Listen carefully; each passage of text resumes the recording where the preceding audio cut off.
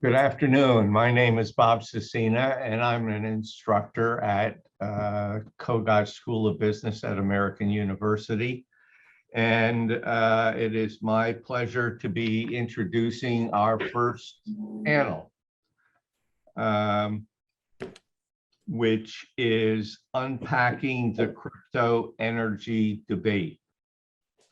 Moderating for us will be David Bartlett, one of our senior professorial lecturers here at Kogod. David has his master's in sustainability and management, as well as years of expertise working in international corporate strategy. He's focused his career on emerging technologies, their markets, and how each intersects with the global economy. Our panelists will be Erran Carmel, our Director for Business in the Capital here at American University, and a professor in Kogod's Department of Information Technology and Analytics. Erran has studied the globalization of technology since the early days of the global internet. And after 3 books and over 100 published papers, he's rightfully seen as a landmark in the field. For 2 years, he was interim dean here at Kogod and currently leads the Business in Capital initiative. Next, we have Sue Ennis, Vice President of Corporate Development of Hut 8 Mining Corp. Sue is a chartered investment manager, emerging technology and innovation champion, advisor, and investor whisperer. Before joining Hut 8 in 2021, she spent a decade in financial services and fintech, working with both startups and scale-ups in the blockchain and cryptocurrency space. Then we have Jerry Tang, the co-founder and CEO of VCV Digital. Jerry has spent over 14 years on Wall Street and has been widely recognized as a key player in the commercial real estate finance sector. He believes that a decentralized internet has the capacity to change the world, bringing equality and transparency to global markets. And finally, we have Neil Cohn, the global head of markets and sustainability at Chia Network. Neil is an innovator in sustainable finance and was a key player in developing early carbon and renewable energy markets. He's advised the Obama administration on environmental justice, partnered with the World Bank, and most recently was appointed as the Ambassador of Environment and Sustainability at GBBC. David, I turn it over to you. Okay, thank you, Bob, and thank you to our 4 panelists, Sue, Jerry, Neil, and Erran. And so I think the plan for the panel, first I'm going to prompt our 4 panelists to give brief introductions, your work as well as your organization's work in the crypto space.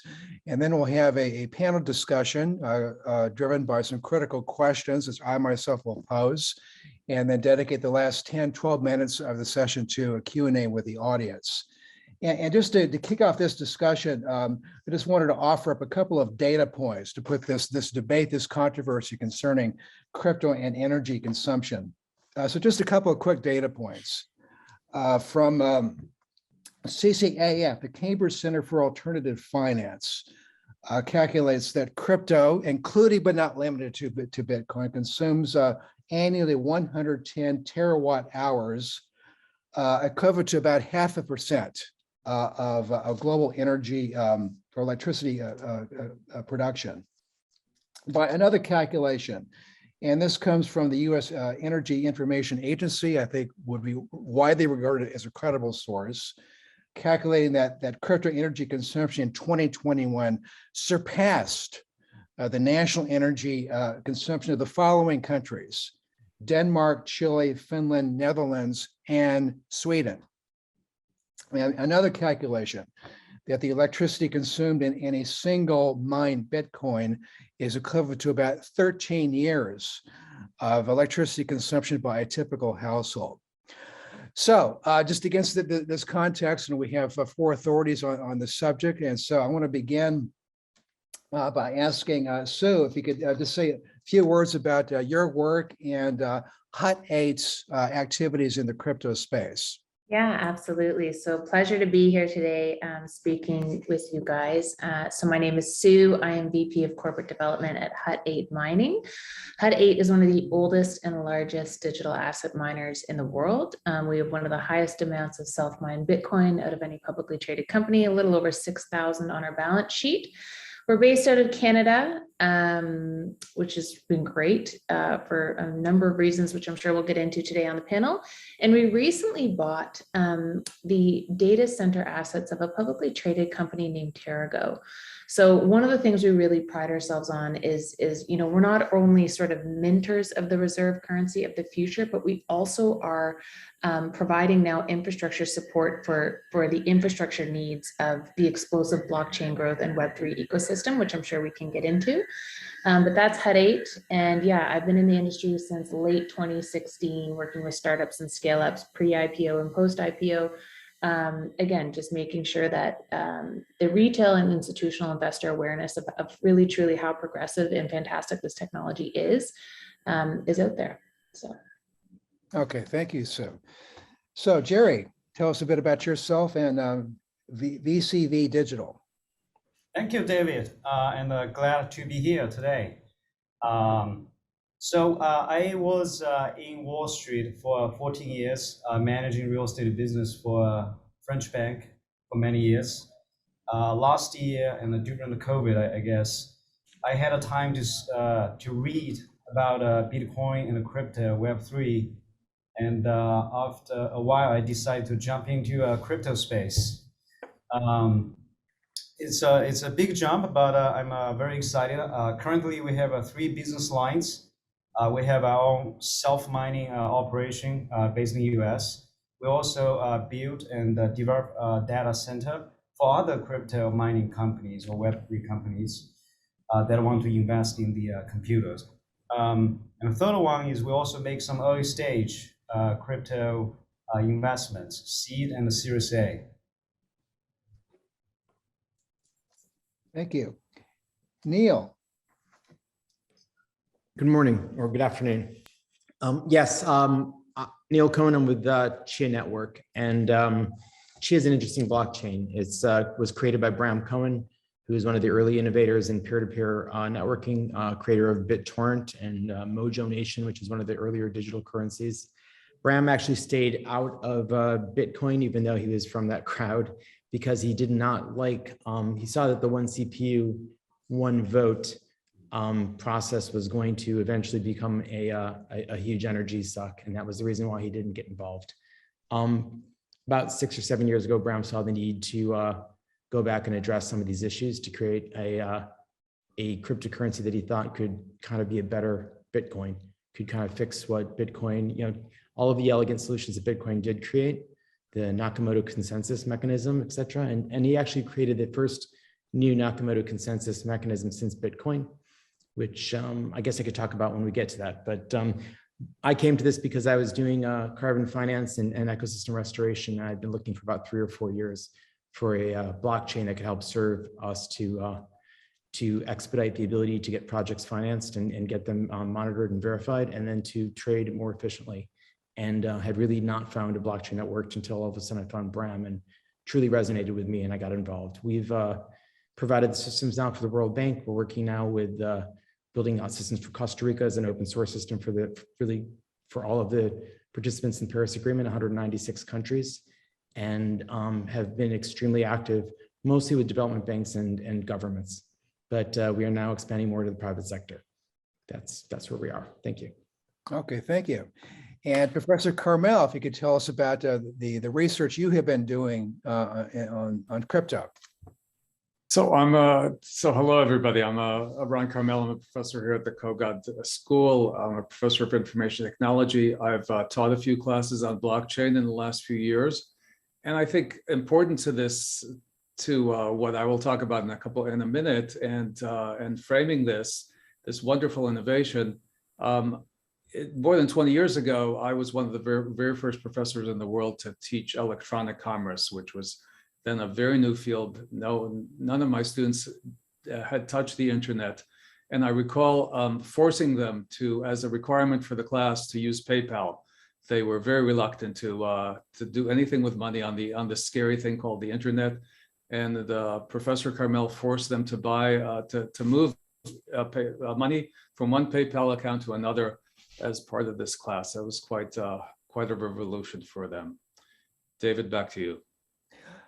So to kick off the panel discussion, Erran, you wanted to elaborate on kind of your thinking, your insights based upon the research you've done recently on crypto specifically and blockchain more generally.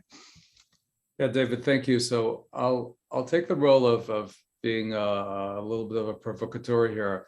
And as a professor of information technology, I'll also want to bring in the ethical component, and that'll be a prominent part of this. And let me give you a little bit of a preamble.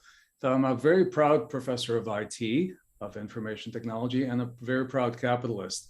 And what I love about IT, I've been in this field since I was in my 20s, is that it embodies within it the spirit of progress and innovation and rationality and science and enlightenment and fairness. And what I love about the distributed ledger, which we also call blockchain, is that it has a lot of qualities of that. It creates trust, it makes markets more efficient, and so on.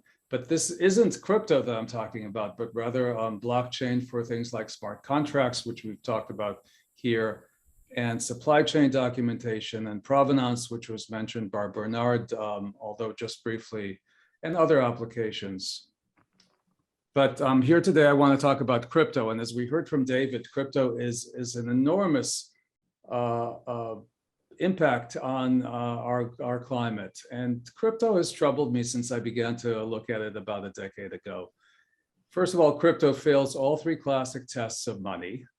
It's not a store of value, it's not a good way of accounting, and it's not useful for transactions. It fails the most important test of any payment system. I can't buy a slice of pizza with crypto.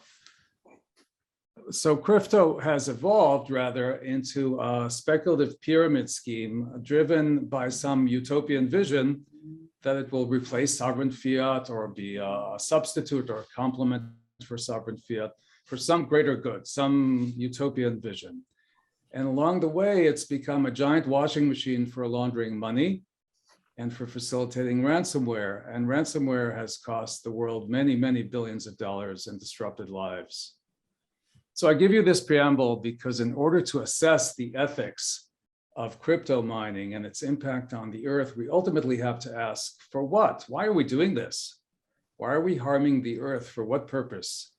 So crypto mining is nicely analogous to earth mining, mineral mining, for gold or for iron ore or for coal. And in fact, unequivocally, these things are have a huge impact on greenhouse gases, but we use them anyway. We use them because we have to build buildings, we have to manufacture cars, we have to make smartphones. So let's use some ethical philosophical approaches to ask ourselves some important questions about crypto mining. And here I want to acknowledge my colleague, the professor of business ethics, Heather Elms, who worked through this with me. And I'll start with an easy one, an easy ethical test. From a deontological perspective, crypto mining is unequivocally wrong because it unequivocally hurts the earth. Just like we don't accept human slavery under any condition, any quasi-rational argument, we shouldn't accept crypto mining from a deontological perspective. All right, so that's the first test, but I know it's very extreme. It's a very zealous framing, and I bring that up as a starting point because now I want to soften that a bit and look at crypto mining from a theological perspective. And that asks, does crypto mining give us, the world, a good outcome? And here that is, and so we're asking about the overall outcome. Is that important? And as a capitalist, that resonates much better with me. And so we come back to this preamble. What is the premise of crypto? That has to be put into the equation. Whether crypto is good for the world or good for society, I don't think we can answer that question in this panel, and I don't think that that should be the main focus.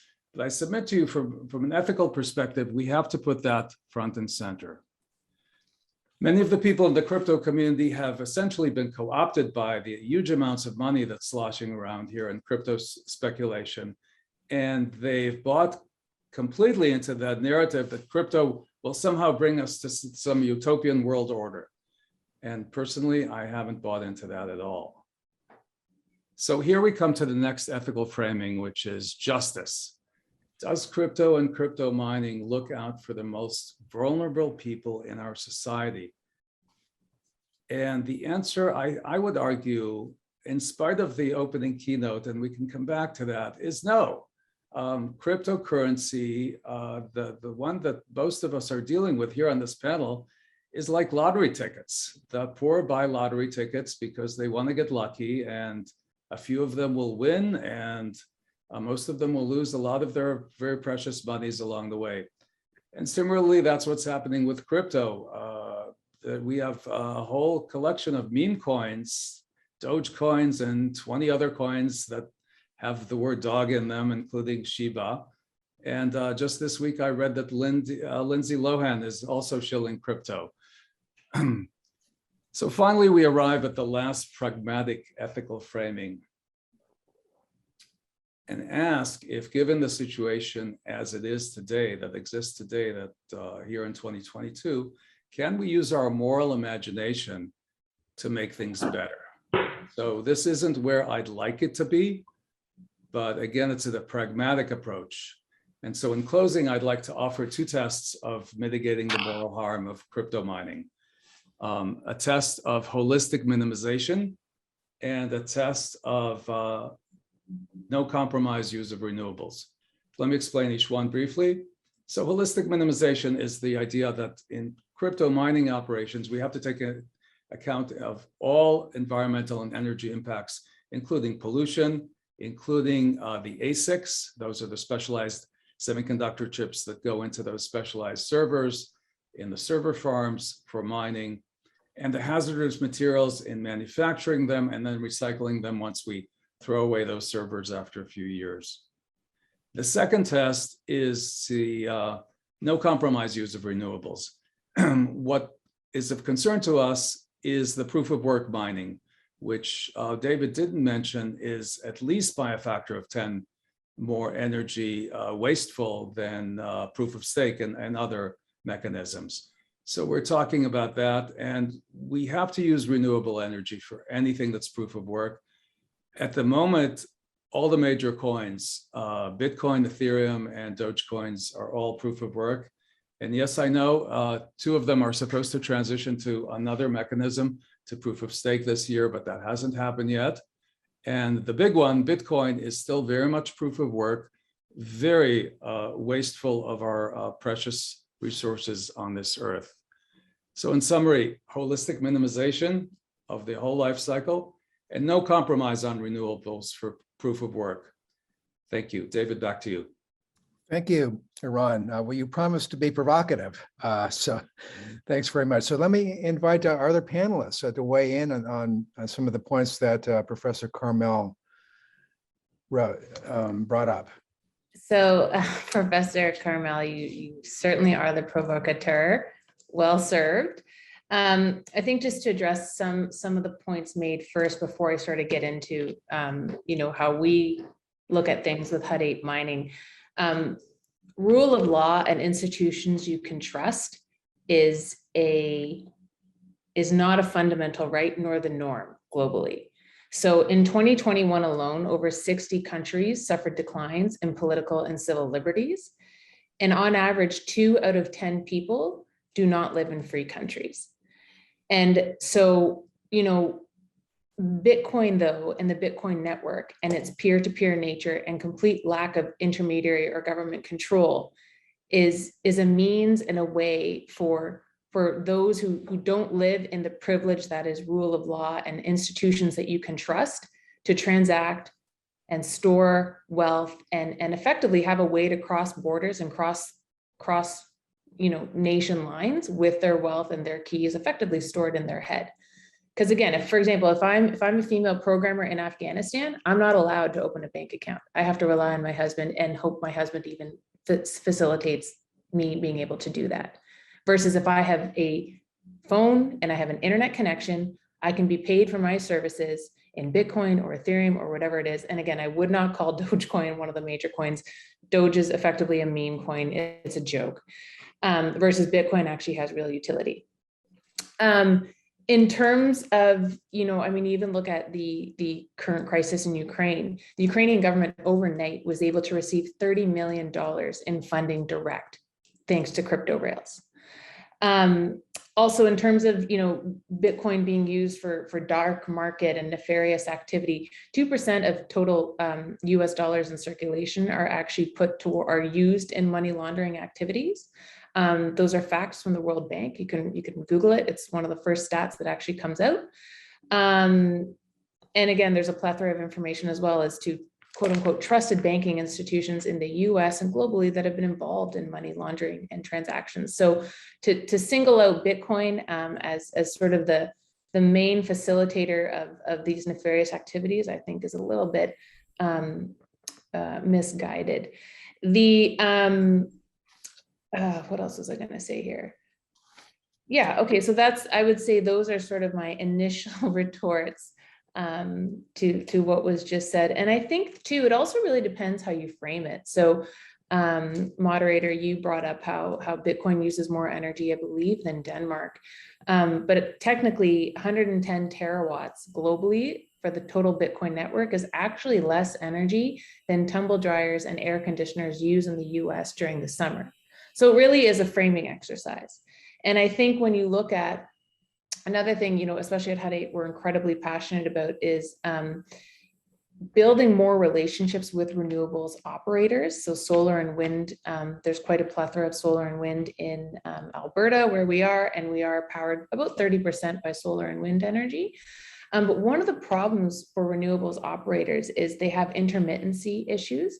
And so miners are actually a complement to renewables operators because they provide 24/7 off-takers of demand and effectively clients who are buying their energy from them, but are also able to power down when the grids require more energy. So we actually look at ourselves as being complements to renewable operators, and focusing greater partnerships in the solar and wind space is certainly a priority for us. And not only that, but about 58% of the total Bitcoin global network is actually powered by renewables. And Bitcoin actually uses about 0.44% of total global wasted energy. And last fact, in terms of how this technology is able to be a complement to, let's say, renewables operators, but also heavily pollutive industries. BP and ConocoPhillips have recently started using Bitcoin mining as a way to offset and reroute flare gas that would otherwise be vented into the atmosphere, as they're able to now redirect that flare gas to be put towards Bitcoin mining.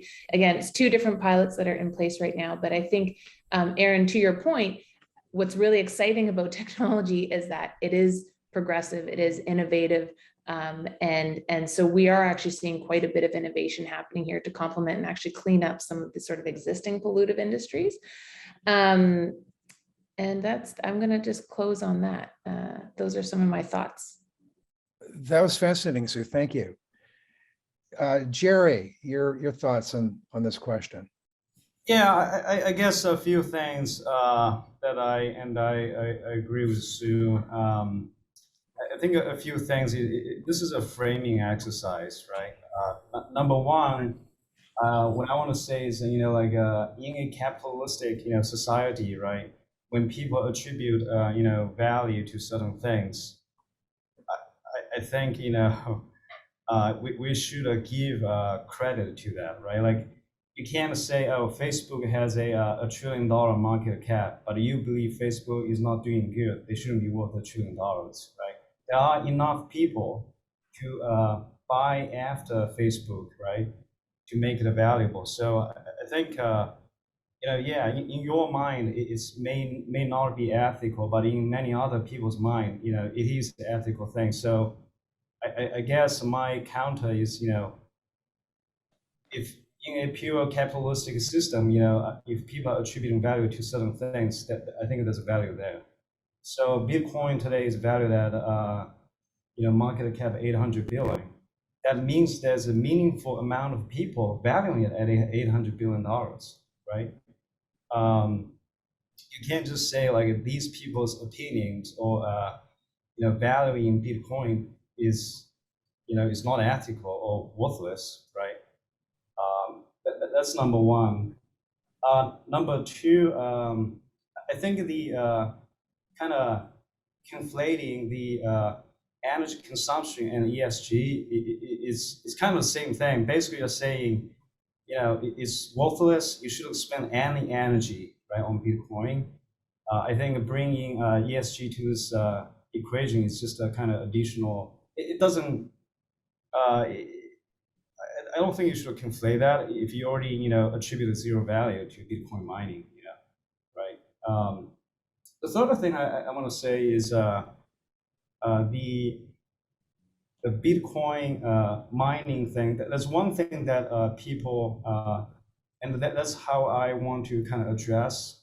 That there will always be criticism of Bitcoin mining energy consumption. It's always going to be there. It has, that all these criticisms started, since the beginning of Bitcoin mining, right, back in 2009. So, and in 2017, there was an article done by MIT PhD student projecting Bitcoin mining is going to consume half of the world's energy, in a decade, right? It didn't happen. I mean, it increased by 50% from 10 gigawatts to 15 gigawatts, right? I think the real way to address this, I think, in connection with the ESG, I'm a firm believer in climate change, is actually using Bitcoin mining, which is a very flexible and a substantial, obviously, energy user, to accelerate the development of solar and wind deployment. There are a few things that many people haven't heard of. Is the many grid systems in the US, for example, PJM stands for Pennsylvania, New Jersey, Maryland. They actually stopped accepting application for solar interconnection. So that means if you want to develop a new solar farm, you need to wait for 3 years, 4 years, 5 years. That's not a good thing, in light of, if we don't do anything in the next 7 to 10 years, it's going to be a disaster, right? So I believe we can use this Bitcoin, which has value. We can argue, whether or not that value is real or fake, right? But it has value. It has buyers. We can use that revenue source to potentially accelerate the deployment of solar and wind. I want to turn the table on this Bitcoin mining criticism in a different way. Thank you, Jerry. But just picking up on that point, one of the panelists on our next panel is actually representing a Power Ledger, which is the Australian startup company that's doing precisely the application of blockchain to hasten, to accelerate the development of renewable energy markets. Okay, Neil, your thoughts on the questions that Erran raised. Yeah, thank you. First of all, thank you, Professor Carmel. And I think we all need to be very honest with ourselves and recognize where we can do better. And look, I had the luxury of being successful when I was young in my career, and it gave me the ability to start moving from, I was at Glencore, moving from trading commodities and mining to find out what I could do that would actually be good for the world. And once I had kids, it went beyond that. I realized that every calorie I fed my new children was 10 calories of energy. And how do I fix that? And I'd been out in the Bakken looking at what was happening with fracking and huge amounts of flaring. So at that point, I had invested personally. I went out there and I redeveloped small scale ammonia production from flare gas, and partnered with the North Dakota government. But all this great idea, great, we've now got a solution for flaring, and North Dakota government gave me a grant and they promoted it everywhere, and it was a big get out of jail free card, because the fact is that nobody wants you on a wellhead. So you produce a couple of these things and they're like, okay, that was great, thanks very much, we got you in the news, we're okay, the EPA stayed at bay. So I got to tell you guys, I think blockchain is amazing technology. The truth is, it can be a pathway to lead us to a more equitable economy, but we can't take shortcuts. Any advance in technology must also advance the biosphere and society. And when we screw it up, you go back to square one. Guess what? We got that wrong. How do we fix it?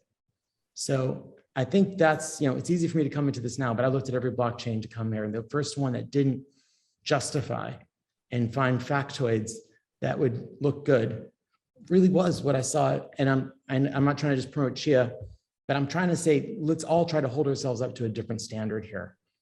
Let's not try to create facts and justifications when we all know that this is a huge amount of energy that probably doesn't have to be used, and we could find different ways to do that. Decentralized economy is great, but it shouldn't be a source of creating concentrated wealth and destruction. It should be a source of creating equity and really lifting society up and enabling people across the world. And I focus on doing that, and I hope we all can. And I'm not just trying to say this as being self-righteous, but I'm happy to share a lot of detail around it.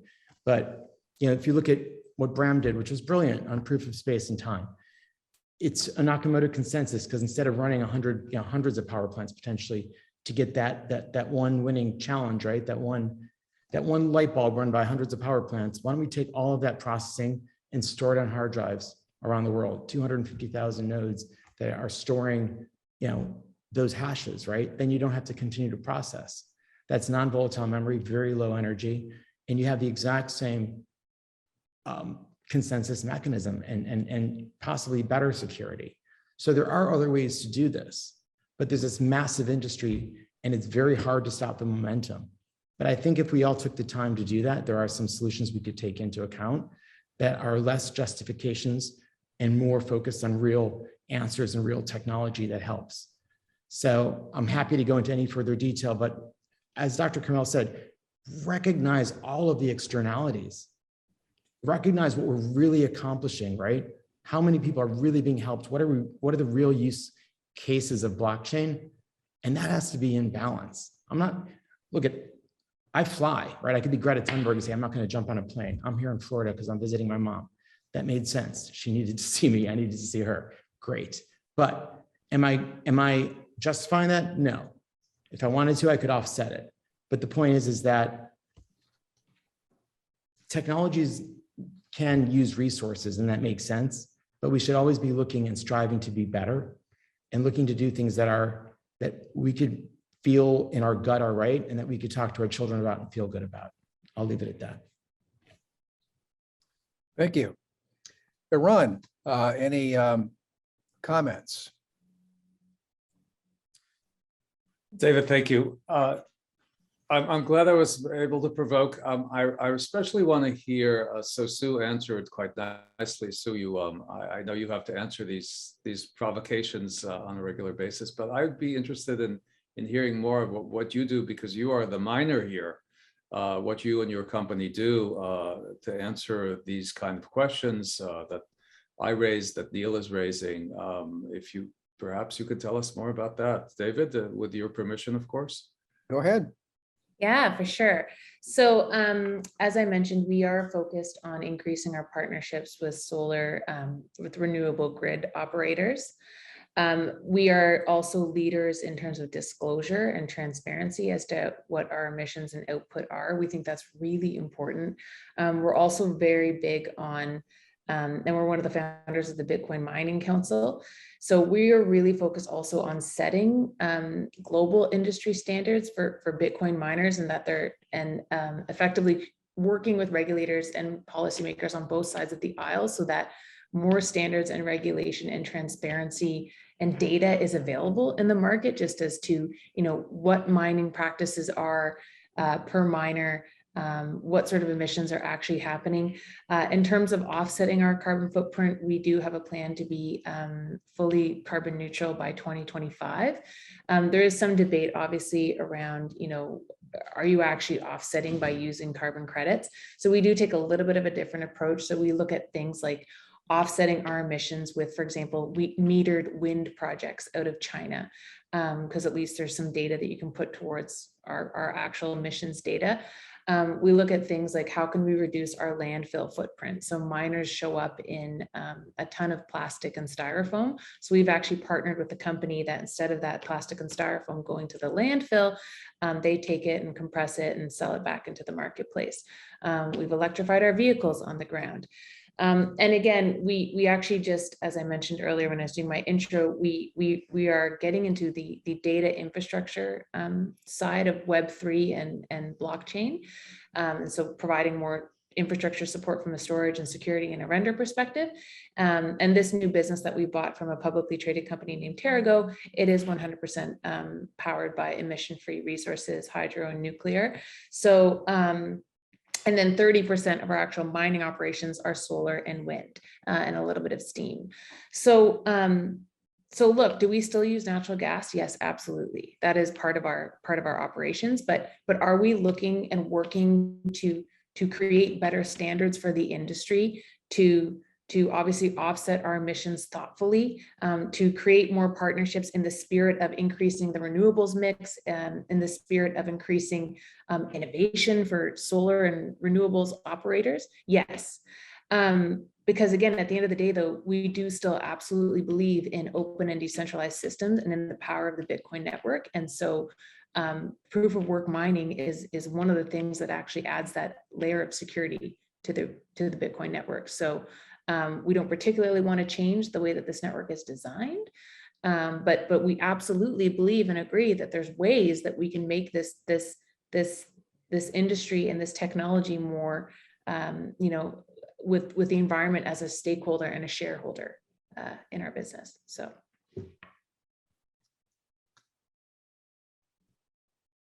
Further comments on this thread?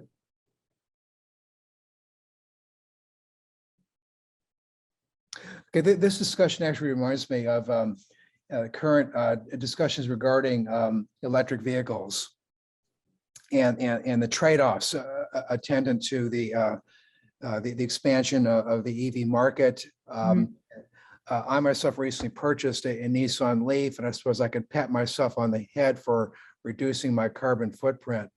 But you know, the question here is the electricity that's powering up my battery emanating from a coal-fired plant or a solar or wind farm. Also, the whole issue of the extraction of the lithium and the cobalt and the zinc needed to build the batteries to power up our EVs. So there are always trade-offs. And we spend a lot of time in our sustainability courses here at the Kogod School sensitizing students to these very difficult trade-offs. If there was a simple answer to global climate change, I'm sure that somebody would have arrived at it so far. But as this connects with the whole debate over blockchain and energy, one needs to consider the sources, are the computer capacity, supporting Bitcoin mining, being supported by renewable energy or fossil fuels, and also the uses. Is Bitcoin used for purely speculation, as Professor Carmel noted, or is it being deployed to mitigate the problem of financial inclusion in underbanked areas in developing economies? So I personally think of these issues in terms of trade-offs. So I would invite the panelists to talk about that issue.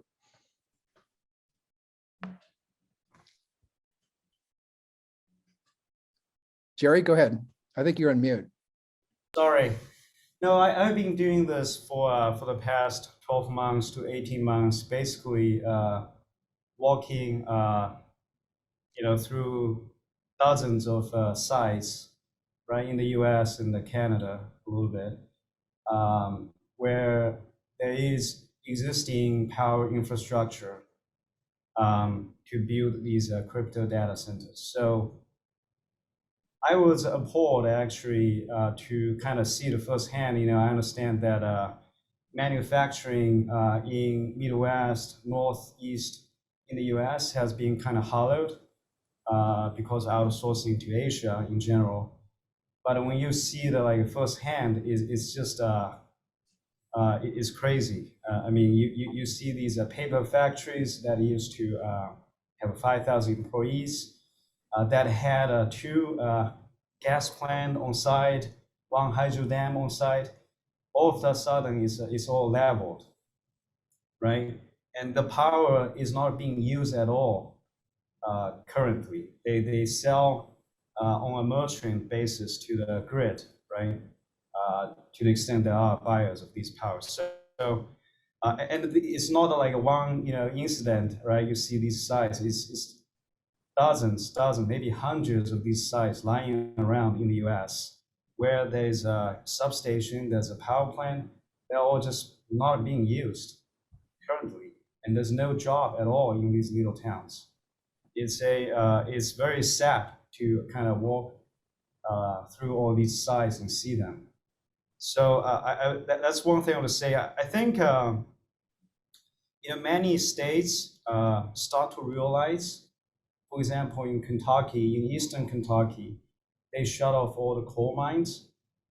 And all these people who live in Kentucky, they don't want to move out of Kentucky because that's where they grew up, right?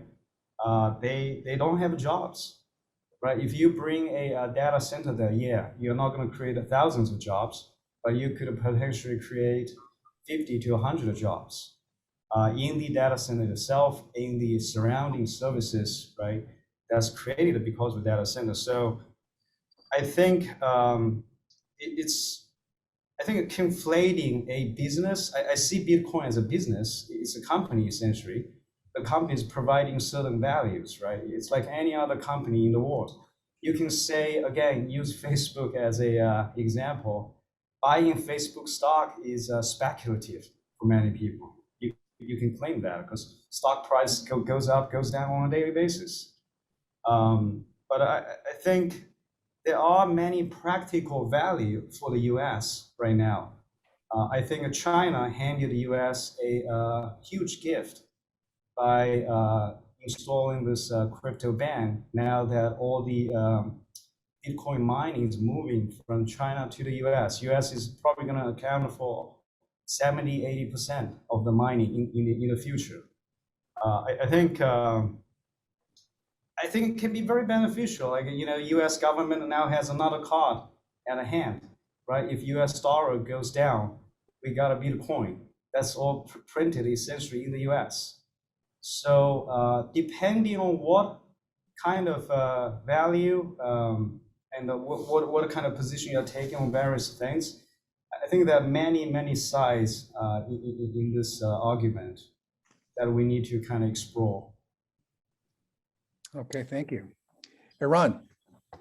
So 2 things. One, two disjointed things. One is I loved listening to Bernard, our keynote speaker. Just his enthusiasm and his knowledge was just contagious. It was wonderful. I do want to quibble with one thing, coming back to my argumentative perspective here and my role in the panel. The Jordan Project, which is really a centerpiece of the World Food Program and the cryptocurrency that is used there, the critics of that, and it seems plausible to me, said early on in that blockchain project, which was really one of the very first ones, is that we don't need to use blockchain for that because it's a closed system. There was no justification. It was one of those where we have a hammer and we're looking for something to use it for. And so be careful when you're listening to these lovely projects. And this is not to take away from the importance of the World Food Program. They could have used some kind of closed electronic currency that was not blockchain, and it would have been cheaper and easier to implement. My second one was really to any of the panelists who can answer this, because I can't, is to educate us, the audience, of why can't Bitcoin also transition along with Ethereum, presumably, to something that's not proof of work that would be a lot less energy wasteful. I can start, and maybe Sue can follow. I guess one thing I would say is just practically, just given the market value of Bitcoin, personally, I think it's going to be very hard to form a consensus amongst the Bitcoin stakeholders, whoever holds Bitcoin currently, to transition into POS, proof of stake. I think that there's I think majority of the holders will think, POW is safer, more secure than POS. Again, it's not my personal opinion, right? I think just practically, I think it's going to be hard to effectuate a change to POS or BTC. I don't even think it's going to be hard. I just don't think it's going to happen. And the reason for that is because of the level of security that proof of work provides. The network is sort of the appeal about it. So in order to participate as a miner in the Bitcoin network, you need to spend money on equipment, you need to spend money on infrastructure, you need to spend money on, obviously, and then have a very low competitive source of power. So there's a tremendous amount of investment that goes into effectively working the network and providing that level of security and stability to the network. And obviously you get paid for that in Bitcoin. So, I mean, I have yet to see any sort of government layer that is truly decentralized like that. And I think that's what this Bitcoin, that's what the network is about, right? It's decentralization. No one controls this. Everyone is invested in the success of this network because they have spent so much investment in terms of being able to participate. So it's like that's how the incentives are built into this network, which I think is incredibly powerful. But listen, I hear what everyone is saying. And again, Hut 8 as a company, we hear that, there needs to be improvements and in terms of innovation used with proof of work and around proof of work. I mean, the network itself, the machines themselves that mine the network have actually increased in efficiency by 58 times over the past 8 years, which is incredibly compelling. Efficiency of the total network itself actually increased by 1% in Q4 of 2021. So, the proof of work miners, we're not just sort of sitting here and saying, nope, this is the way it is. This is the way it's always going to be. We're absolutely open to progress. We're absolutely open to ideas as to how we can innovate. But are we going to change the consensus layer mechanism, the governance? No, we're not. Absolutely not. Why would we? This is I want to say it's actually flawless. Bitcoin is one of the only networks that has never, Bitcoin itself has not been hacked. On-ramps, hot wallets, yes, those have been hacked. But the actual design of this math and cryptography is incredibly compelling and is working. So anyways, that's my little rant. Neil, go ahead. Yeah, I'm sorry, Sue. I respect and commend your efforts to try to make proof of work cleaner, but it's not flawless. It is using massive amounts of energy, whether that's you're trying to do the flip around to get some more renewables, great. But fact is that it is a Nakamoto consensus mechanism, which is very secure. I agree completely that proof of stake is not where it can go because it's not as secure, not even close. And it also leads to centralization. And one thing nobody's even mentioned is how proof of stake is basically an oligarchy. It's making the rich get richer. If you have coins and you have a stake, you get to continue to earn and nobody else will ever catch up. So validators have to have the stake. So it's very convenient to move to proof of stake. Massive amounts of money will be made by those in charge. We created this for decentralization and to help the little guy, what it'll end up becoming is those guys now are the big guys and they will control it. So I really would like you to look, and I'll be honest, when you say flawless, it takes really tremendous efforts to try to get to something that's a Nakamoto consensus and as secure. But there are resources outside of energy. And that's what Chia did, that's what Bram did. And I'm hoping others can find either the same one or something else. But in his situation, he's like, there's hard drive storage all over the world that's not being used. Let's use that as the resource for the vote, right? Let's use that to hold it. Energy is the wrong selection. It's causing problems. And I don't want to be here and be the bad guy either, but I'll tell you that as an industry, because I very much believe in the power of blockchain, we all really need to be flexible and open to finding the better solution as opposed to just justifying what we're doing and finding band-aids. And I'm going to be the fan of that, but please don't call it flawless, because that until that point, everything else you said, I could see why it was being said, but we must recognize it has an issue that's major that we need to continue to look for ways to address. Can I add something, Neil? I think everybody, mining company need to realize, we do consume a lot of energy. That's undeniable fact, right? It is a small percentage, but it's a lot of power. I think the only way to do is to proactively, right? Because this Bitcoin thing is going to be here. It's not going away just because of some wishful thinking, right? We should proactively use it for the benefit of renewable transition. As I said, we are working on prototype right now, building a solar farm together with battery to power a crypto data center while applying for interconnection approval.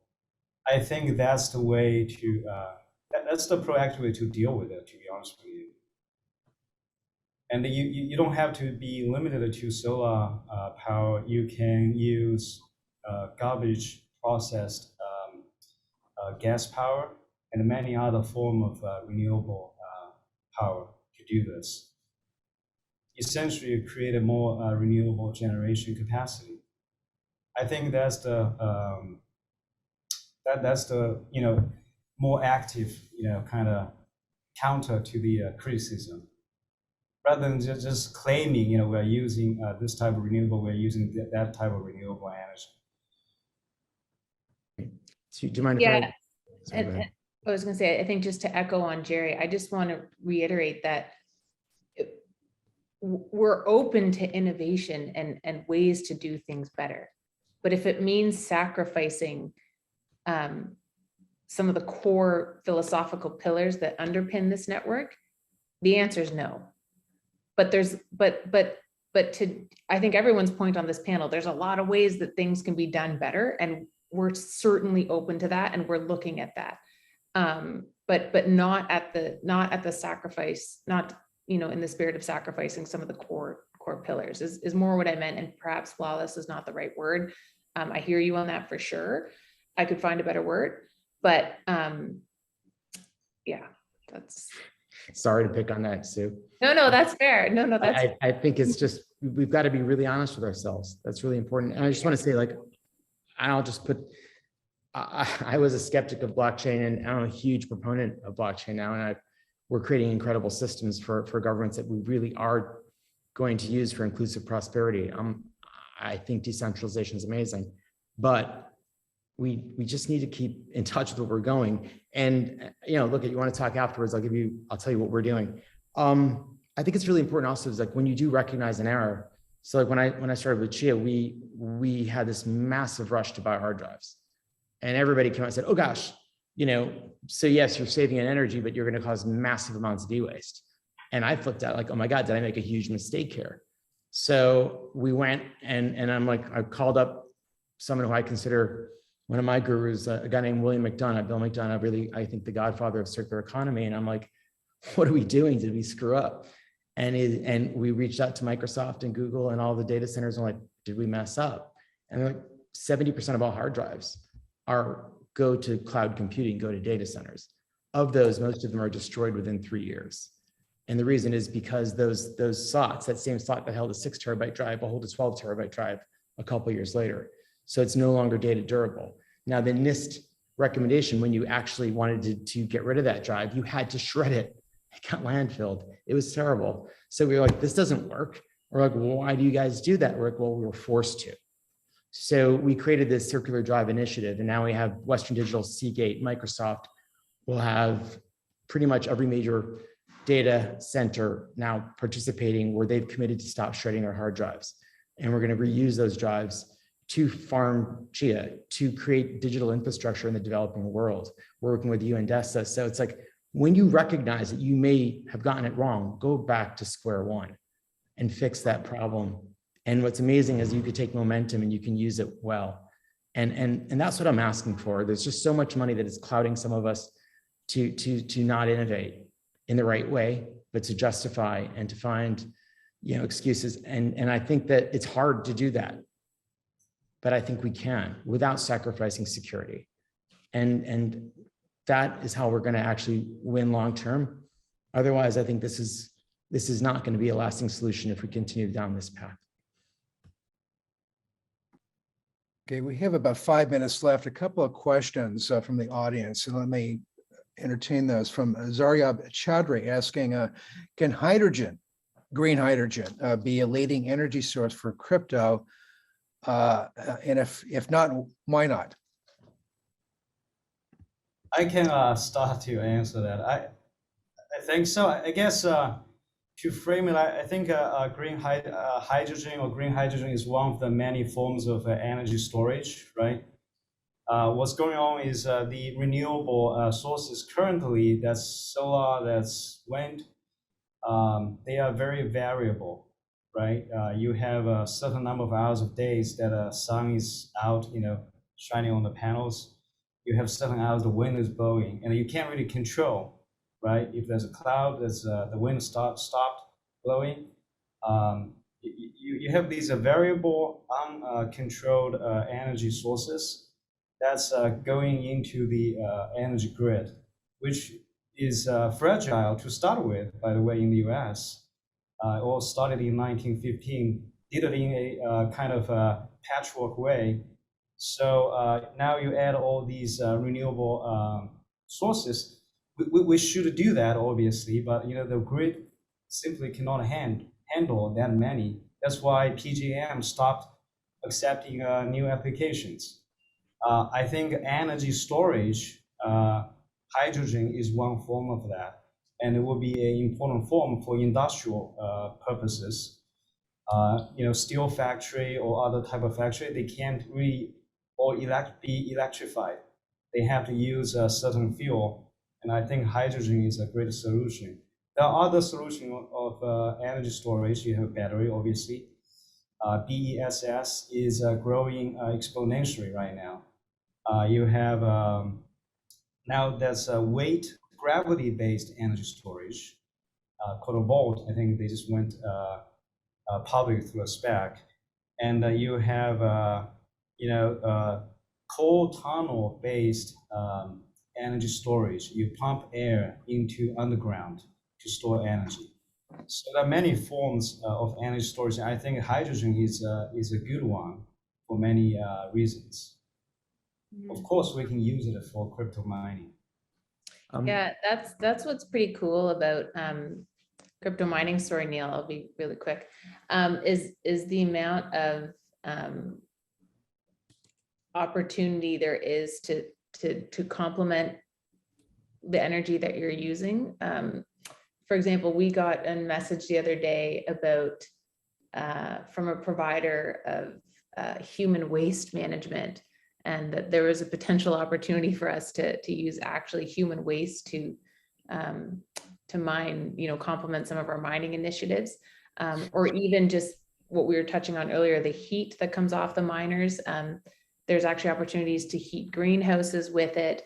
I've certainly seen in some remote parts of Canada, miners that have been set up and are actually heating buildings from the heat. So it's pretty cool just in terms of, again, like the innovation that is available to the space. And I certainly, would love to see some of that actually come to a great enough scale that it can be used at scale in the mining community. But anyways, sorry, Neil, I interrupted you. No, I just want to say, guys, be realistic here. We've all talked about economics. So you talked about the need for low cost power. Jerry, you talked about economics and markets, and if the valuation is there. Fact is, hydrogen is extremely expensive, and if you're going to use that to mine as your energy source for crypto mining, you're going to have to get that recognized. Because if I can use coal power and get the same value for my coin as I can get for my green hydrogen or blue hydrogen, or whatever it is, why would I ever do that? So well, it's like, in early 2000, right? The solar panels are extremely expensive, right? I think we should look at things from a development point of view, right? Things like today, the battery. And why did that change? I wrote the white paper on renewable energy certificates back in the late 90s. Too, right? But that changed because we recognized the value and we put a system in place to create a market for renewable energy certificates. Without that, we never would have gotten to where we are today. And I was just one of many people that helped write things and get involved in that. But the point is that we recognize that markets drive change.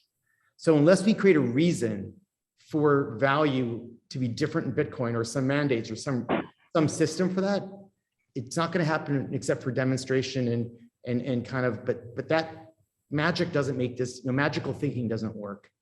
We need to get real reasons and real markets and just be straightforward with ourselves. We'll get there. But well, I think the only way is to create businesses that generate actual profit.